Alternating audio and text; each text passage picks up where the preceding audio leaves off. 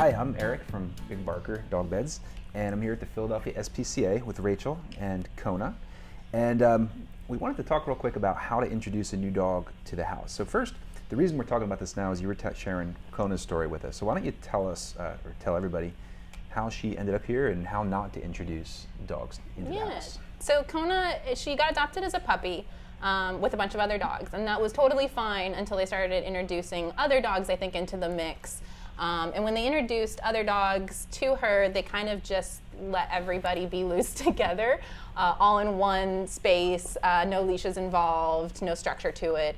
And it became, I think, a little bit chaotic, and that's when some fights started breaking out. And once dogs have that negative history of, a negative interaction, then they can tend to cause that association with other dogs. Mm-hmm. So she started to develop that association of fear around other dogs to some of the dogs that she lived with.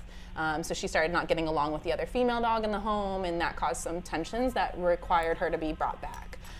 So typically, if you're going to introduce another dog to your dog, whether it's as a new adoptive dog to your family, like we would love Kona to be, or if it's just a dog that is going to be staying with you for some time or coming to visit, typically what you want to do is do on-leash greetings, which can be really tricky because sometimes leashes cause frustration in dogs. So the more that you tug back on the leash, the more likely you are to cause frustration. Mm-hmm. But it's for safety reasons. So you want to do it in like a neutral territory. So usually if you live on like a cul-de-sac or a nice street, you want to do it like on the street. So have the dogs pass by each other first and then allow sniffing if they seem okay. Mm-hmm. Rear end sniffing, as weird as it looks to us, is actually like shaking hands between dogs. So you want to let them do that as much as possible. Okay. Within reason, you don't want one dog doing it way too much. Ask the dogs to walk away from each other so they can take breaks and then do it again. If they seem to be walking nicely and interacting normal on the street, then you can start going into the backyard, and same thing, you want to introduce them on leash in the backyard. Have the new dog go in first instead of the resident dog, because if they're in the backyard together and the resident dog's already in there, they can guard that space and they don't want the new dog coming in. So typically you want the dog that is not their territory to go in first, then the resident dog to go in second.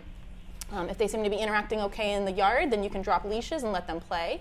If that seems to be doing okay, then you'll do the same thing for in the house. So you want to let the new dog come into the house first, then the resident dog follow after. Leave the leashes dragging so that there's a safety. If there's someone starts to fight, you can grab that leash and pull them apart.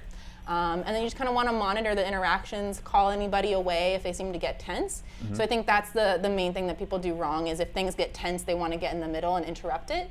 But sometimes that split decision of like, oh my goodness, causes actually fights because it startles the dogs. What about feeding? So feeding you always want to do separate in the beginning until you really know the dogs.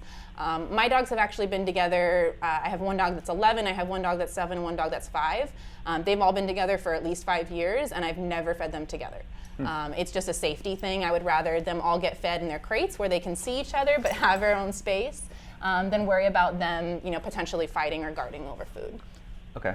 So how long does the process normally take before somebody should be comfortable enough to just leave them to eat together or just alone? Leave them unsupervised? It really depends on the dog and the situation. Some dogs will never be okay to be left alone unsupervised, but it depends. I think some dogs, if they are doing well after at least a couple of weeks, it's always, I always worry about the what ifs, right? So like if one thing goes wrong and you're not there, there's a potential for that to be, a disastrous thing. So I think always in the beginning, supervised for at least a couple of weeks, if not months.